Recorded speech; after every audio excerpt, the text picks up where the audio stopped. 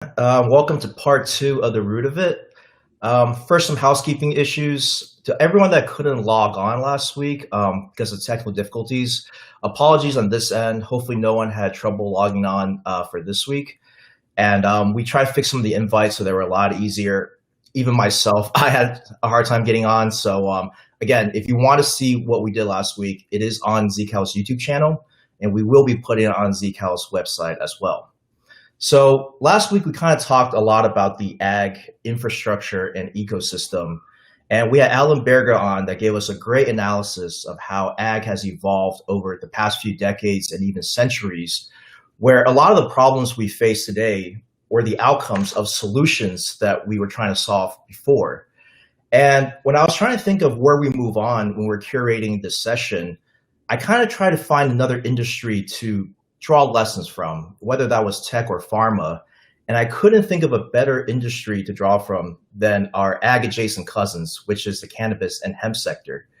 Here was a sector that emerged almost overnight. It has so many of the characteristics that ag does, because ultimately it's about producing a new crop.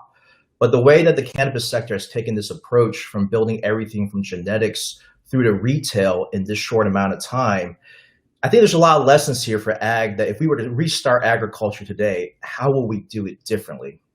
So it's my pleasure to introduce Mary Dimou. She's Senior Director with Canopy Rivers. She's also one of our investors. She's on our board. And most importantly, she's a very close friend of mine. And I thought that today, Mary and I would kind of talk about how cannabis evolved over time, what parallels we can draw with agriculture, and there's new DNA or lessons that we can really take from this sector to improve the ag ecosystem. So Mary, welcome to the root of it, and thank you for joining us. Thanks so much for having me. Wonderful. So Mary, as I was saying earlier, cannabis was this blockbuster industry that came together really in the span of 2 or 3 years. And I remember when it first started, I felt like I had missed the boat on it because all of a sudden everyone was talking about cannabis. And it almost felt like the cannabis and hemp sector was absorbing agriculture. I saw so many companies pivot over to cannabis. If you didn't have a cannabis or hemp focus, you were almost not as attractive of an investment. And things were accelerating and changing so quickly that, we felt kind of starstruck, to be honest. And it took us a while to kind of even adjust our thinking to the sector. For those, in the audience that aren't familiar with how this all came together, can you just provide a brief history of how the cannabis sector really emerged and grew and possibly evolved since your time with it? For sure. So, I mean, cannabis is a thousands and thousands of year old crop. Funny enough, that's had almost no crop work done to it. Pretty much, for at least in Canada, it was banned around 1938. I know in the US, it was banned a couple decades before that. And really for the last, I would say, like 20 or so years, I mean, it's been decades upon decades of effort for legalization for our sector. But for probably the last 20 years, we've seen the biggest strides in terms of how we're bringing in innovation, how we're getting to a legalization, et cetera. In Canada, hemp, for example, became legal in 1998. I know it was only really last year in the US with the Farm Bill updates. But we did have our first decriminalization attempt in, I think it was 2003 with our prime minister at the time.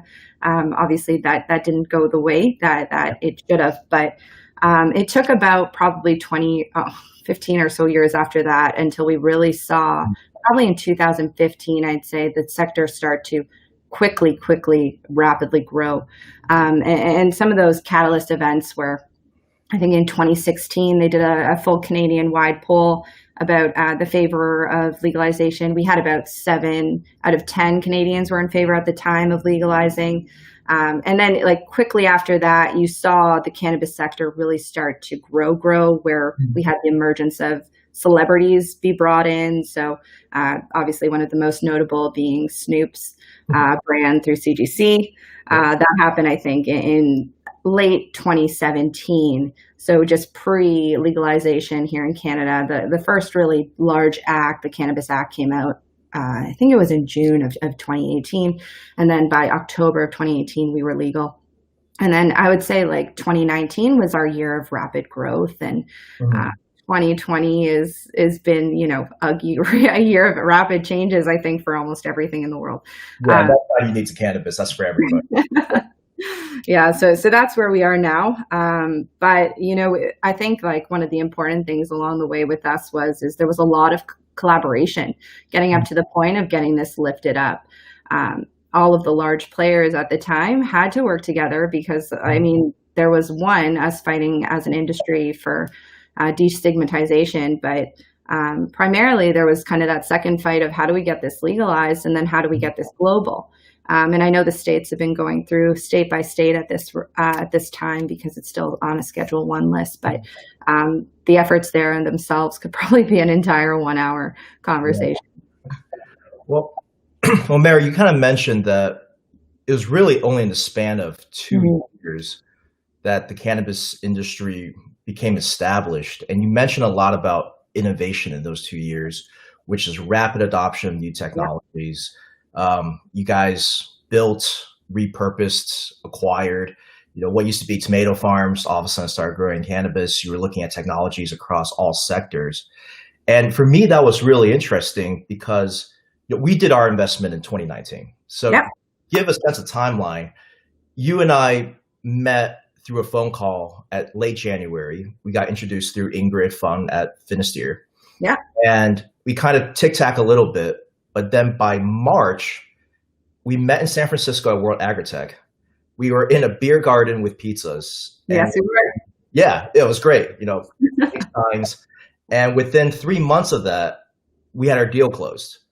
Yes. That, in my experience, was the fastest transaction we ever did. And it wasn't an easy transaction. You guys were the first publicly traded investor we dealt with. So, I mean, the so-called clean bill of health was a whole other level, going through the Canopy Rivers due diligence. But 3 months was all it took to complete a pretty large Series C financing.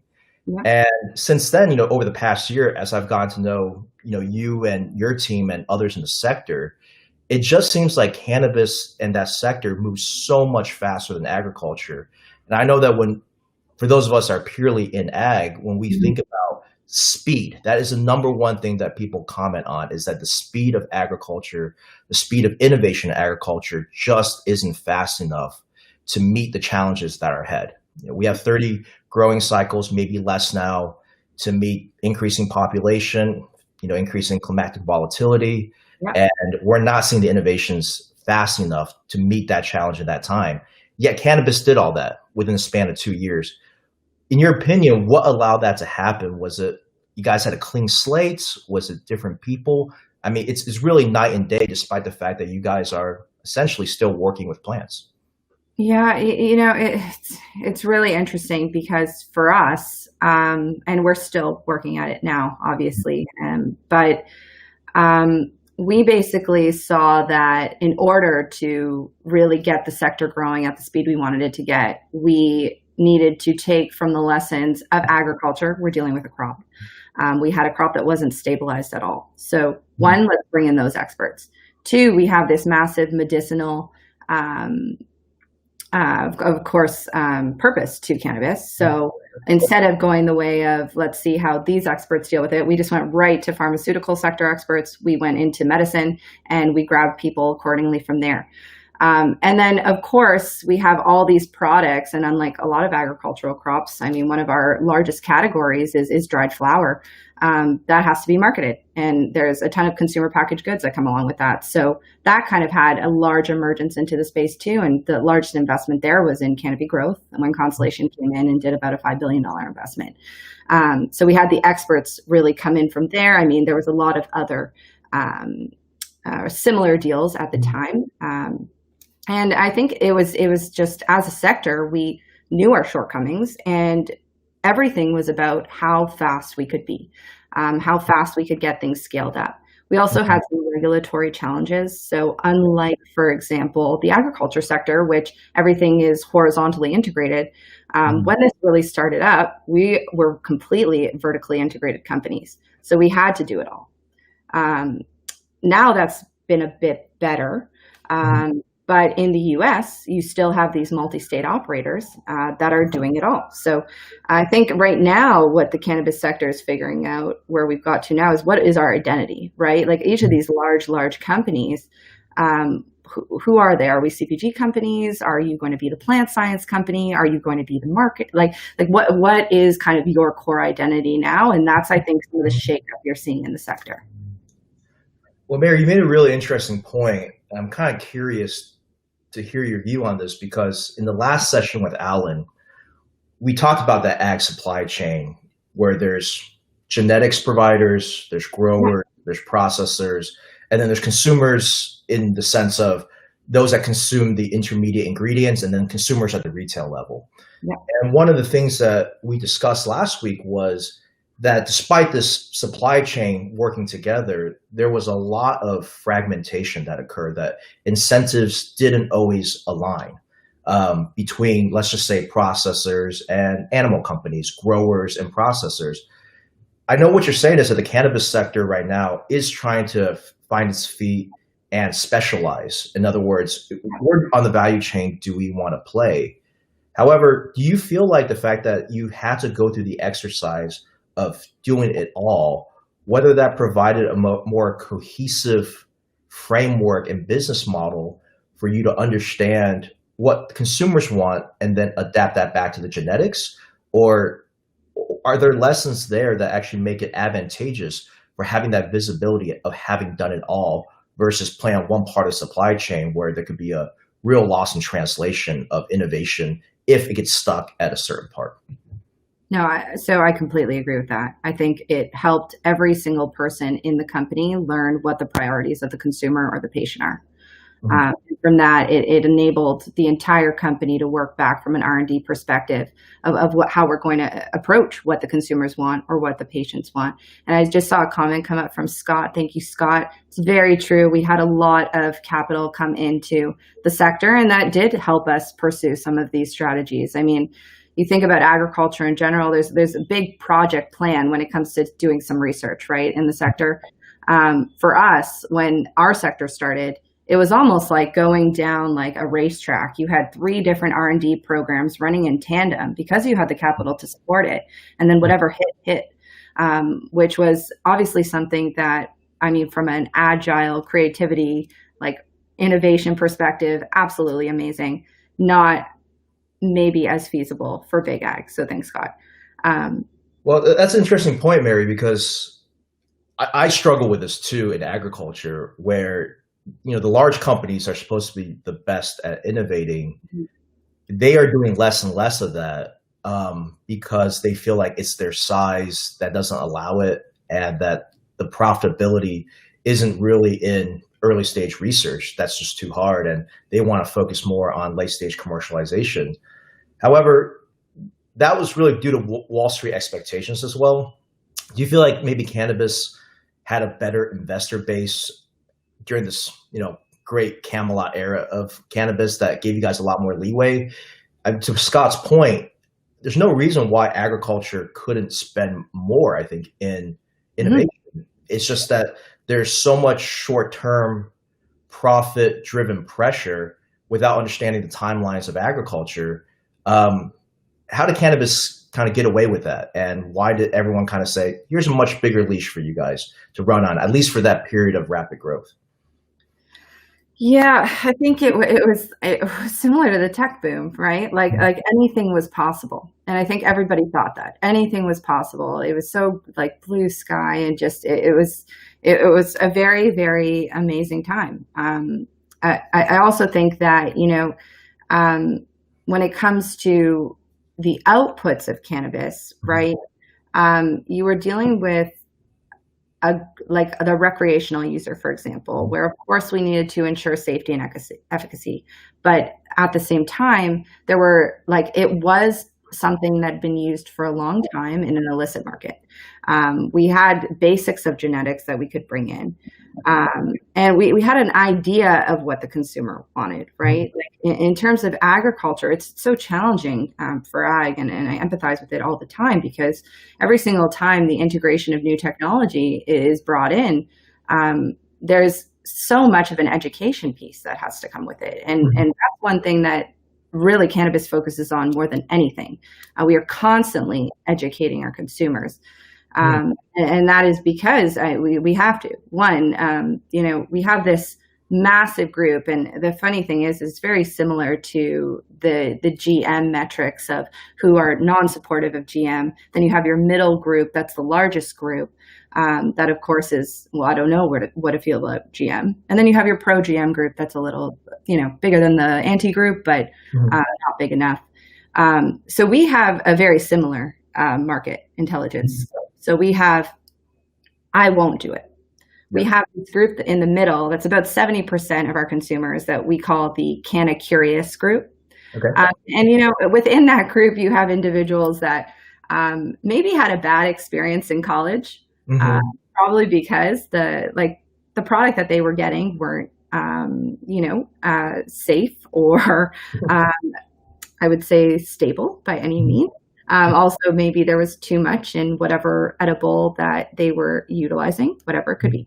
But then we have kind of our pro group as well. But that group in the middle is basically, and I'm sure it's the same for agriculture, the group that you're focusing on all the time, right? So we kind of knew that going into it. We had a lot of consumer packaged goods experts going into all of this, and that we focused our efforts on making that group feel the most comfortable and making that group feel like they'd say, maybe I'd try it again, right? Yep. If it was safe, if you could guarantee what the experience was like. And that, I think, was the biggest black box for us. What is the experience like? Nobody wants to, and it comes down to a whole plethora of scientific facts, but even the capacity of a beverage, getting people to move over to beverages, right? That was a big change for individuals, and Canopy Growth has done it very, very well. Particularly with their recent partnership with Seth Rogen in the houseplant beverage. It's very, very well executed.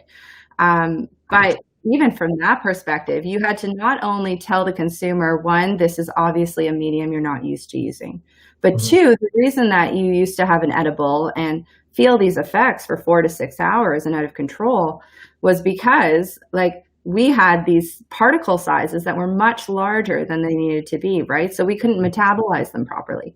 So one, you're already presuming, at least from a sector, now we have to educate on science, we have to educate on safety. And every message and every marketing campaign that we create is with all of that in mind.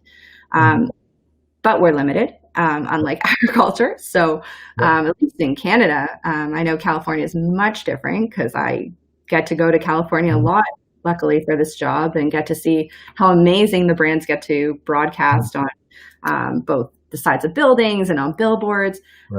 Canada, the limitation is the only way we can market is if we can guarantee that every single person in that room is above the age of 19, which is our legal age. So that already increasingly reduces the amount of places you can market from a brand perspective, but you can do safety related, like our Mothers Against Drunk Driving and things like that. We've been able to market on those levels. So it's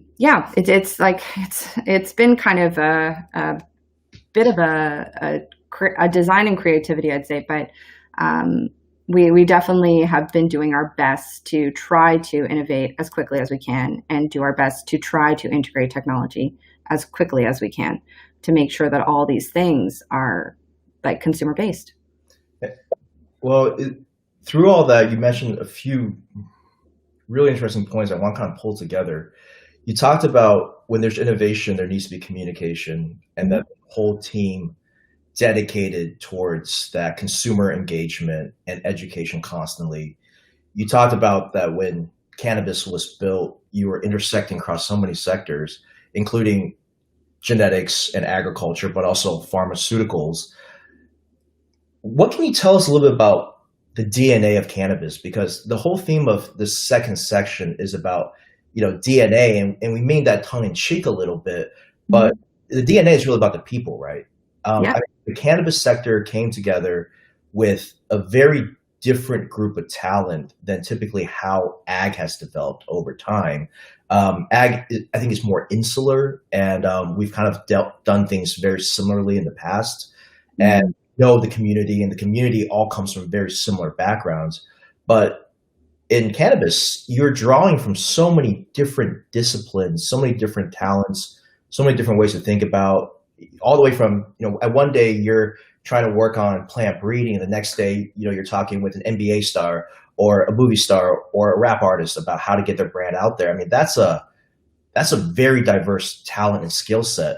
Mhm. When you look at ag, what are the parts that ag is missing from that, in order to make us more either agile or vibrant, that you think that cannabis has done a good job with? Yeah, so I'd say kind of that the ability to attract the right people, the I would say humbleness to understand that you do need a number of different experts from different areas to be able to execute properly. Mhm. I think the early leadership in cannabis was actually very good at that, admitting that they had, they were good at some things, but not good at others. Yeah. And they were, because of the capital we had in the sector, we were able to attract everyone we could to help join us and kind of help us on the mission we needed to go on. Mhm. I know from the perspective of at least the medicinal side, we had some very early wins from a clinical perspective Mhm. that having those established, because these were done at higher education institutions, we didn't have the same limitations as the US. So we were doing some research here. I know there were some institutions in the US that were allowed to work with cannabis at a larger scale, but very few and far between, candidly.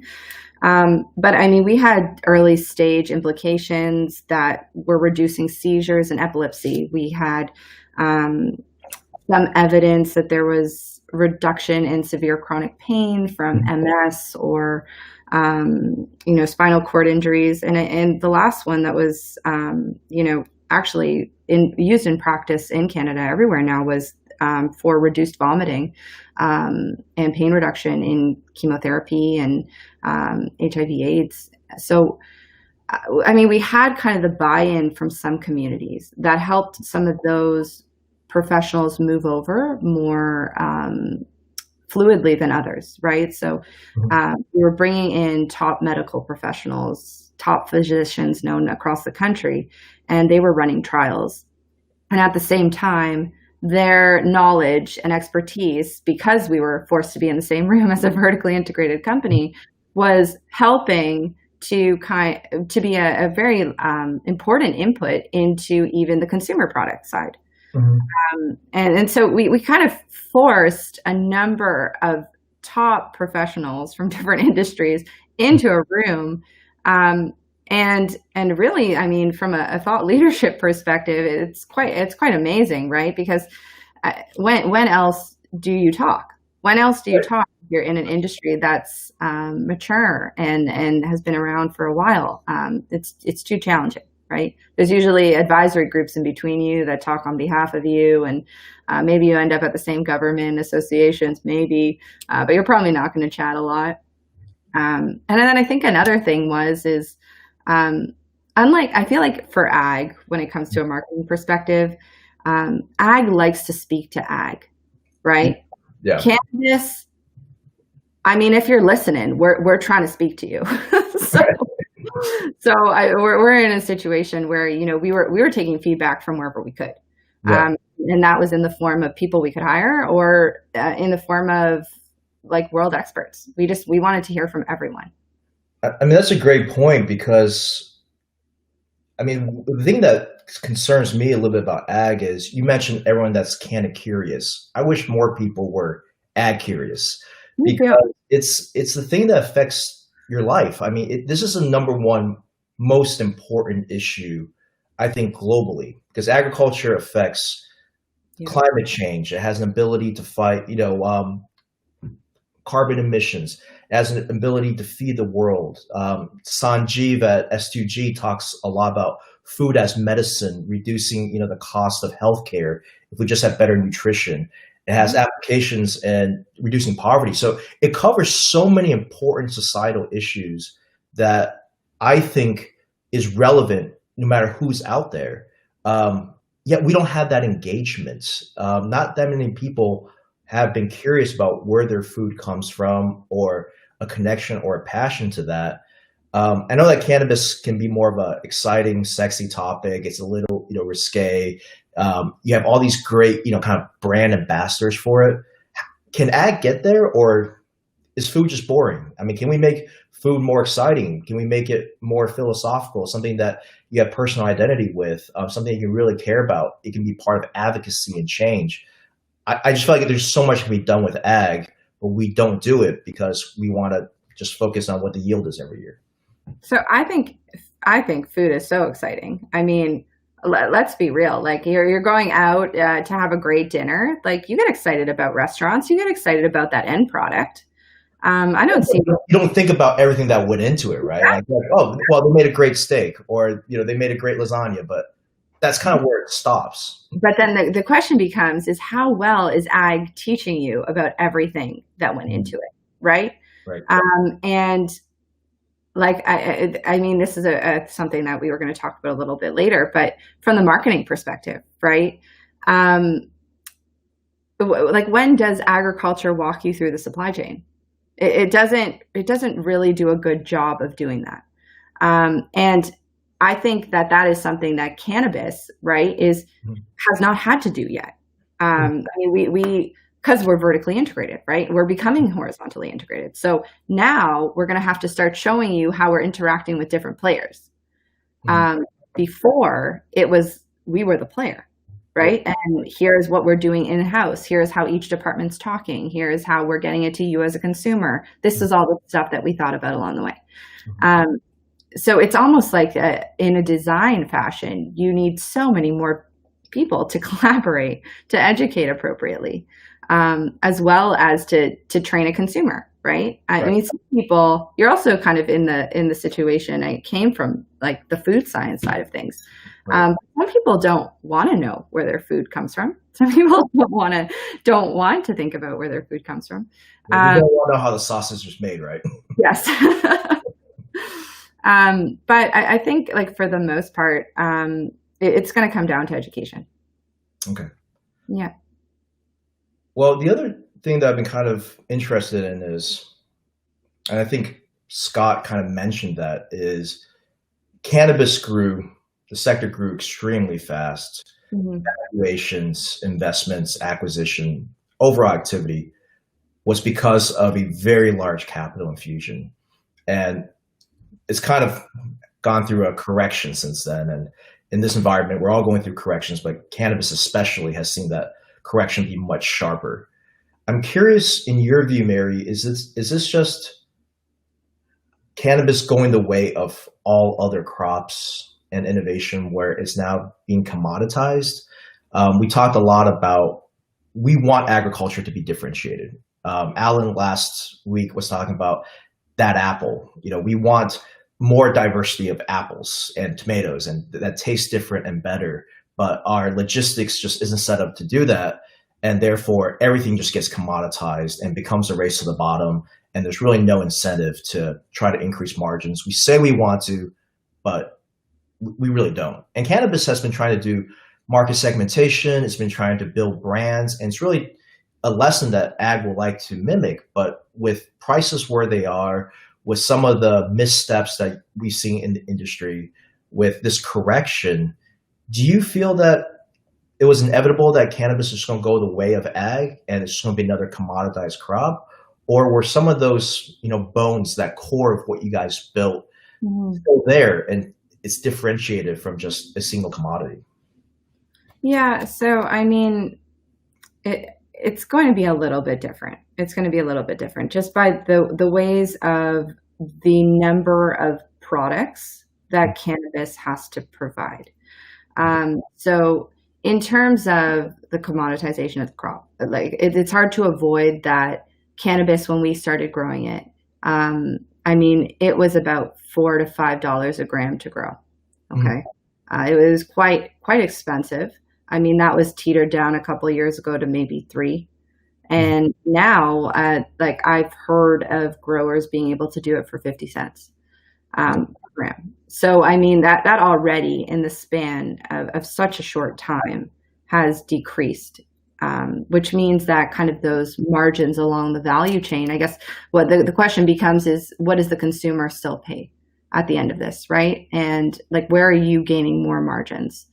And of course, we used to be able to probably confidently sell a gram for $15. Mm-hmm. And now there is product available for between $4 to $5 if it's not the highest quality, but it makes some of the minimum check marks. There's obviously things we're still looking for and that there's premium prices for. There are SKUs available still out there that are in the $15 range for that whole dried product. And like there's specific things within those SKUs that we look for. One, and it's almost the bare minimum, is from a cannabinoid perspective, over 20%. Another is the terpene profiles involved. There's obviously the appearance side of things as well. So there's limitations to when you're obviously scaling up any kind of crop of how well you can control the environment that you're in. Right. So in terms of kind of that high value crop, you may be able to produce that. Like almost everything was done at the beginning in indoor capacity. Mm-hmm. Then it moved into, there's a group now growing in greenhouse. You're getting pretty good quality product out of that. Mm-hmm. But you're still seeing a lot of your highest grade quality coming from indoor growing. And now there's the emergence of outdoor, which obviously could make that price per gram, pennies, right? But can you guarantee at this point that, given that there's been so few efforts in terms of stabilization, the efforts are starting in stabilization, but we're not there yet to grow outdoor. And so it has time, but that will probably be an input into some of the other consumer products, like the beverages we spoke about, the edibles, etc. For that to become kind of that dry product in what is still the largest category in cannabis, it's not as likely in the near term. So I could see suffice to say, I could see the sector kind of almost further dividing in its own way, where you have kind of almost like in the alcohol industry, where you have kind of those craft growers. Mm-hmm. And the craft growers will produce that high quality product at like the higher amounts, and then you'll have more commoditization and more consideration of, once of course it's stable and consistent, into all of those other types of products along the way. I like that analogy with the craft brewers, because most people at this point think that beer should be local and unique and of that batch size, right? And the main kind of brands just don't have that same attraction or that margin as craft brewing does. So with all the entrants that are coming into cannabis, because you talked a lot now about new CPG companies coming in and specialization. So you think that it's not going to become a large homogeneous market as the industry matures, but a fragmentation that's still going to maintain its diversity and still allow those multiple chains to come through? I think so. We're seeing, especially the US is doing a much better job of this, actually, particularly California and Oregon, where like you're seeing this emergence of brands, right? And we don't quite have the time to see like which brand's going to stick around, but we're starting to see brand loyalty start to build up in different areas. So kind of along that vein and note of thinking, then I think it's going to further decentralize, and I think that is going to be personally good for everyone across the sector. Okay, so we talked a lot about what cannabis can do for ag and what ag should really be borrowing from these lessons. When you look at what agriculture has done over this very long period, really since the beginning of human civilization, what are the lessons or inventions, innovations that you feel like cannabis can really leapfrog off of, that ag is really doing right, that the things that ag has in place, you're just like, wow, I wish cannabis was that mature. I wish we had these tool sets, this approach, this infrastructure, because it is really hard to build. Kind of as we talk about repurposing versus reinventing. We want to obviously try to keep as much of the ag system possible and make it more efficient. So what is it that you guys coming from the outside say, this is a crown jewel of agriculture, this is what you really should be maintaining, and this is what you really should be leveraging and improving? Yeah, I mean, for the most part, like agriculture, the types of technologies that come out of agriculture are absolutely amazing. Particularly ag biotech, some of the crop input stuff. It's just amazing stuff. So like, I mean, we're always looking at how we can take some of the technologies from agriculture, like the ZCal investment. We also have a great investment in a company, Biolumic, which you guys know well, and how we can apply those technologies into cannabis, right? Because it is a crop. And when it comes down to it, it is a crop. So we have to work with all the best practices of agriculture to make sure that the crop is growing effectively. But from our perspective, we're also trying to navigate how to integrate all of those technologies along the value chain into maybe an industry that hasn't done a lot of, let's say, large-scale joint development agreements yet, or maybe has not worked in kind of these long, like for the most part, working with startups, right? I think ag does a very good job of trying to work with startups. Cannabis, because we had so much capital, I think there was less of an approach to working with startups than acquiring startups at the beginning. And that was, I think, almost like related to almost acqui-hires. At the same time, if the tech was working, the company had the money to acquire it at that time. So now that the industry is starting to settle down, I think that we can definitely learn from ag in how to work with smaller companies, how to test new technologies on our crop. And I think there's a lot more research in ag that we could definitely be using. So that definitely, there's just a knowledge base that we need to continue to review, collaborate with, and try to see partners along the ag ecosystem that we can try to work with as well. Okay. And are you guys currently looking at specific technologies that really solve a pain point? I mean, if you had a wish list of top 2 or 3 things that you could change in cannabis that would be possible with existing ag technologies, what would that be? Or what would your wish list be on that? Yeah. So I have a long wish list. But I mean, you're looking at, I guess we spoke about it very quickly, but obviously in the cannabis sector, we generally use cuttings from mothers to grow our. So we don't have a huge seed program yet. So any kind of seed technologies we are always looking for. Some of the bigger companies are on multiple generation now work for stabilized seeds, but that's absolutely something that is a priority to the sector. It is the only way that we're going to effectively get outdoors. And it's the only way that we can effectively reproduce the crop. We have strong phenotyping programs at many of the facilities that I get to work with. But there's definitely room for improvement all the way around. Obviously, like agriculture, I mean, we're not going to see the same numbers because cannabis, again, is not as stable as a crop. But we're always looking for increases in yield. And, funny enough, a realistic increase in yield for us could still be like 30 to 40% per crop. That is how much work we still have to go. And we saw some pretty early stage trials showing that actually from some of our portfolio companies. So that's pretty amazing. And so we're always looking for that. We're looking for disease reduction technologies. So right now, I mean, it's no surprise, but a big issue in cannabis is powdery mildew.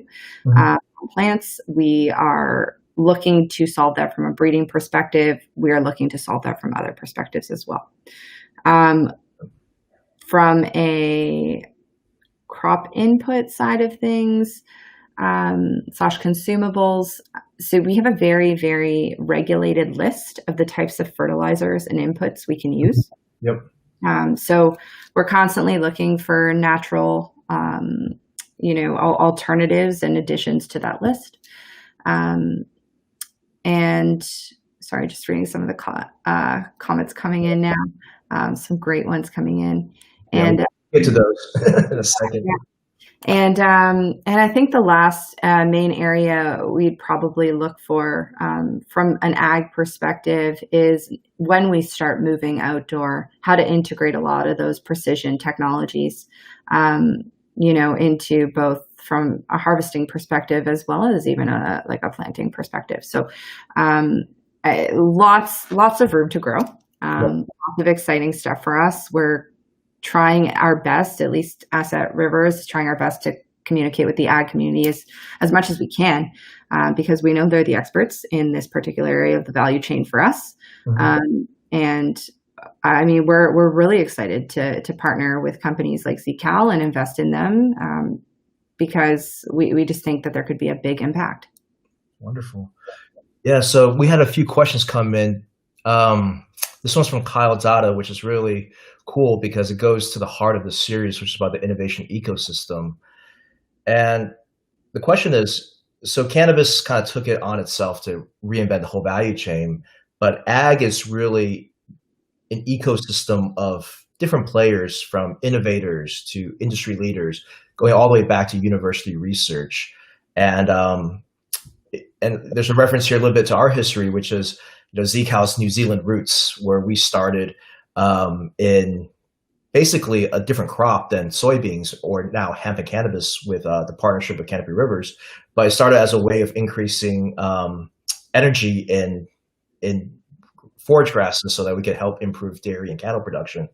So is cannabis, with all the complexities and challenges, are you able to draw from that same larger ecosystem than what has been built and earlier on, to the point of looking at very nascent technologies that are specific to cannabis? Or do you have to actually draw from some things that are more mature, given where you are in the life cycle?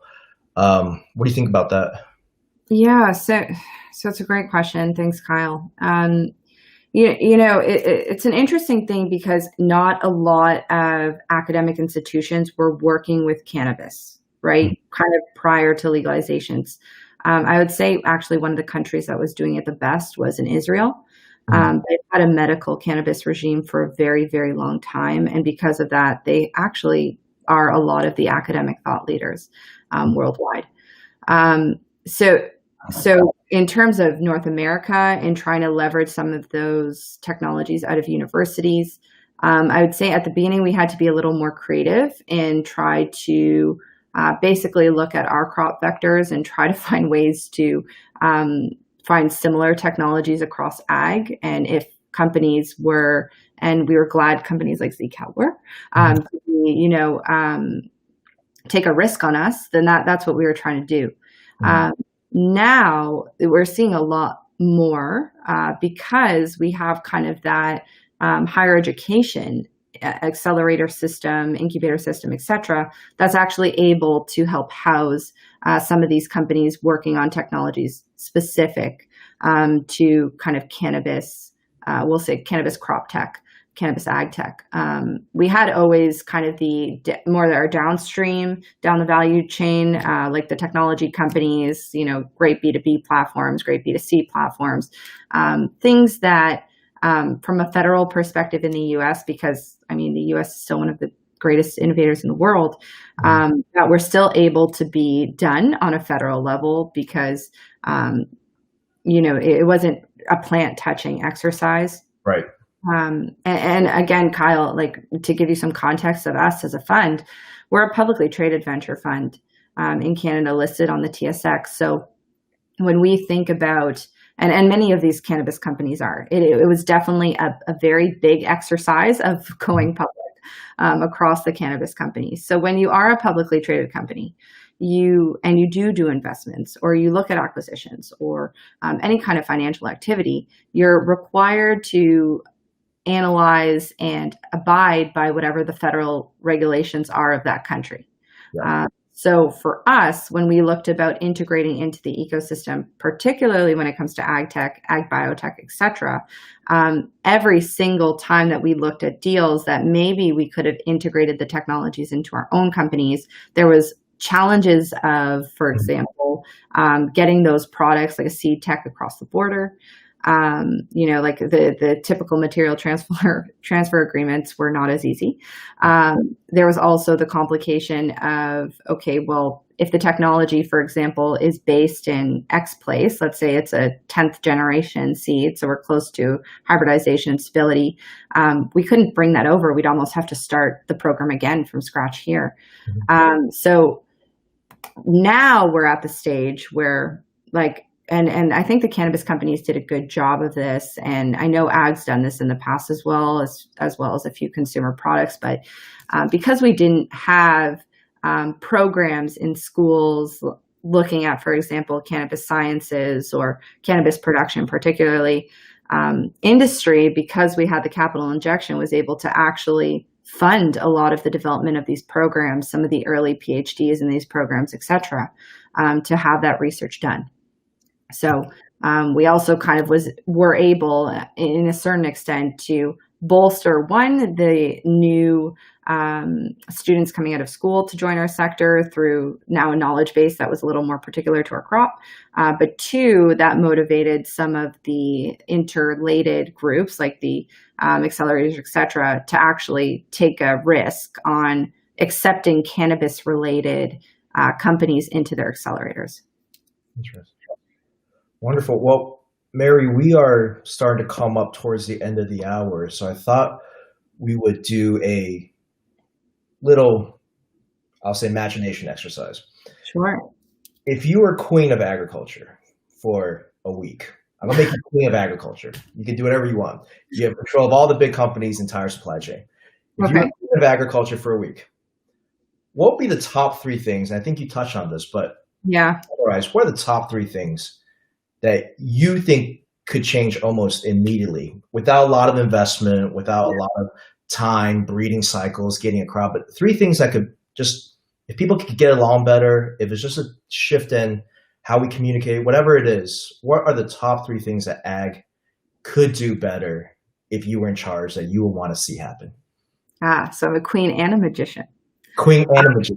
Yeah. If you get ag to exceed its limits, what would you do? Yeah.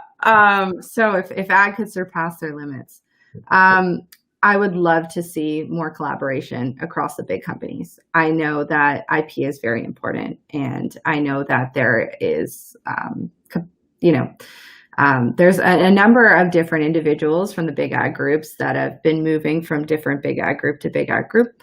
I think there's a lot of potential for agriculture to start collaborating across both of these groups. I mean, the professionals are changing amongst them. I think that there are going to be big issues that pop up for agriculture as a sector that coming from a common front would be a lot more powerful. Because you said that cannabis came together because you guys had to survive. Exactly. That's why everyone had to work together. So agriculture on that cusp, yes, we need to continue feeding the world. We've been around forever, but are we kind of at that pain point where it's really about all of our survivals and we kind of had to come together? So I don't know if ag's there yet, but I do think that it's coming for ag. I think that you're starting to see pretty large scale litigation. And there's now a change in consumer perception, whether that is from how your food is being created. We talked about that a little bit, but kind of what are the inputs of my food? Now people are starting to understand different concepts like, well, okay, how does the soil that my crop is being grown on, how does that play into it? How does soil science play into it?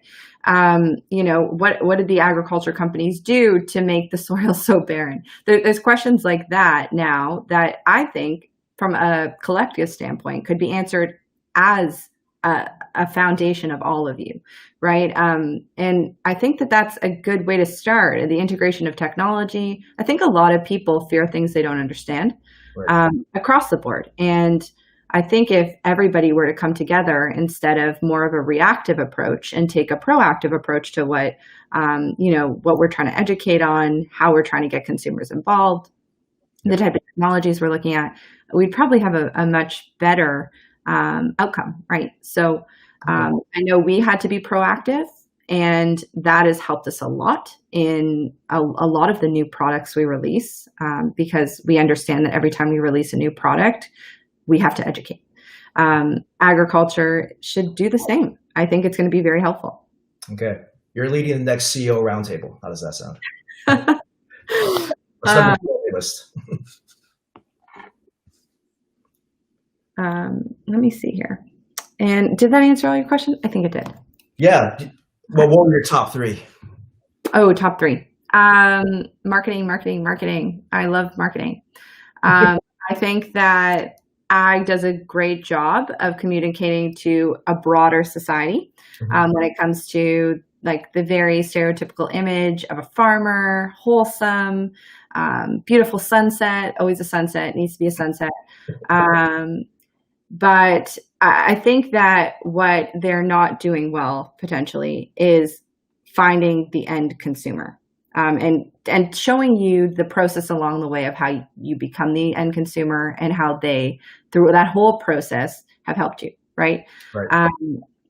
And so I would love to see ag focus a little bit more on everybody in the value chain, right? How they work with everyone along the value chain.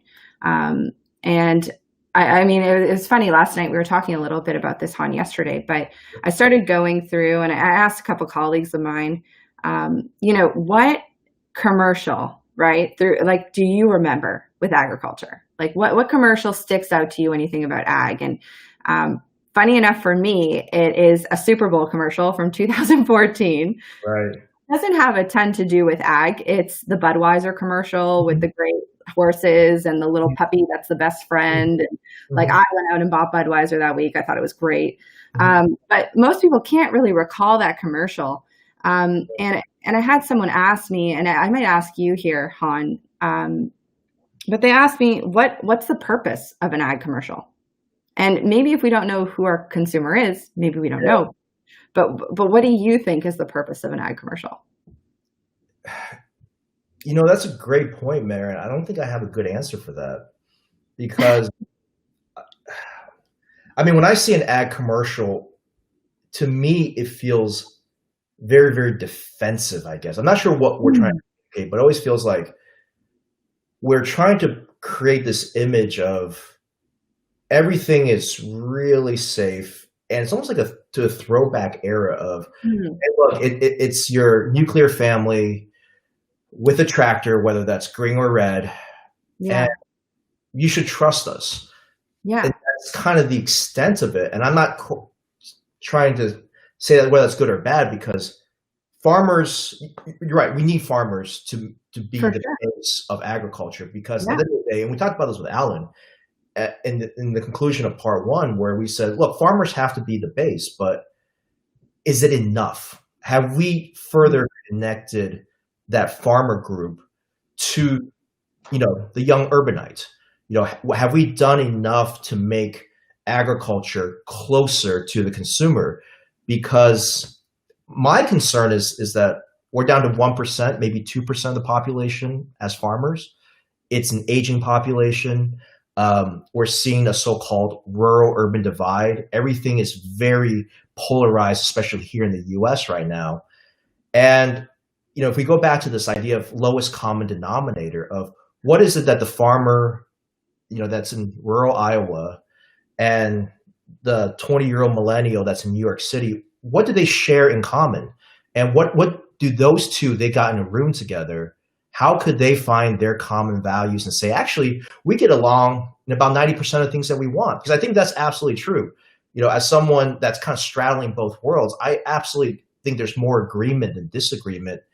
And yet somehow a lot of what ag does reinforces a kind of outdated, kind of view of ag that may not be as connective to the audience that we're really trying to reach, the audience that matters. So what has cannabis done? I mean, how does cannabis overcome prejudices? Because that's what it really is in agriculture. There's too much prejudice, and I get it as a farmer, where you really have a moral obligation to Yeah. not only feed your country but the world. I mean, these people are up at 5 a.m. They're out in all types of weather. They're producing all the food in the world. I mean, it doesn't get more humanitarian than that. Yeah. Yeah, if you go on social media, you talk to another generation, people that have never been on the farm in their life. What comes up in their mind are, oh, factory farms. Oh, these are not healthy. They're just Mhm. using us as their science experiment. And there's a complete disconnect. Yeah. How did you guys overcome that? I mean, how did you guys go from, oh, this is, a drug deal on the corner street to this is now an established industry with executives, health benefits. It's now great to enjoy a cannabis product socially with your colleagues after work. I mean, that's a huge shift, and you guys achieved it in a relatively short period of time once you were allowed to market it. Yeah. So again, it probably comes back to the fact that we are vertically integrated. We were able, I mean, I think of one ad that I really like. It was from Tweed. It was, so to give you a bit of context on canopy growth, and I know we're running close on time here, but in the town that canopy growth really was started was the largest Hershey factory of our region. And unfortunately, that chocolate factory shut down. A lot of people lost their jobs, which the cannabis sector did a great job of bringing back.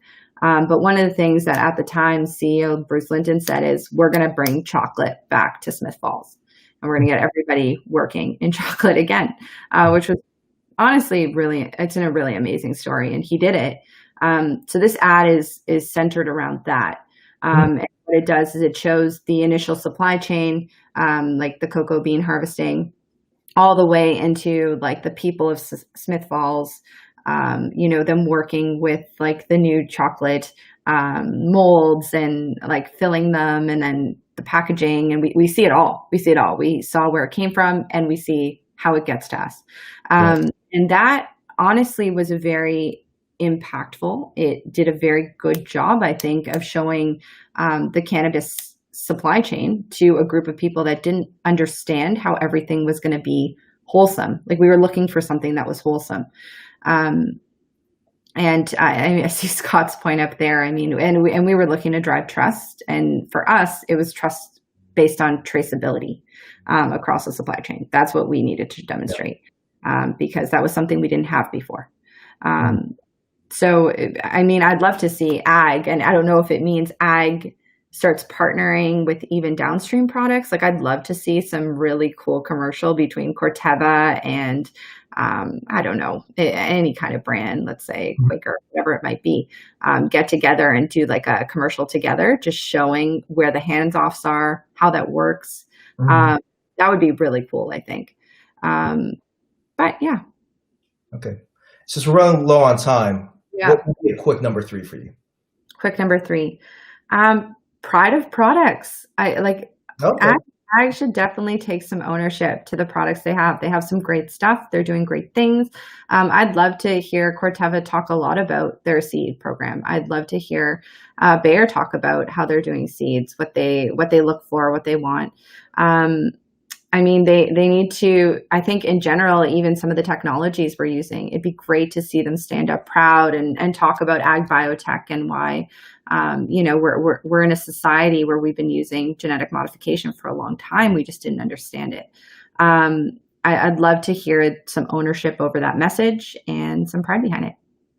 Well, that's an interesting point, because I mean, I feel like ag has been under attack for so long that in our messaging and the messaging of others in our industry, it's gotten more muted. I mean, you're right, Mary. We're doing great things, but we often feel like by putting it out there, it's a lightning rod for controversy, and it's great to hear that, because I think we have to be proud of what we make first before other people can. And I see a lot of this right now with the area we're in on the biotech side, which is we're almost trying to make distinctions without a difference, if you will. Like, we're trying to say, oh, this one might be a little bit simpler, a little bit safer, a little bit more natural, when none of those nomenclatures really mean anything.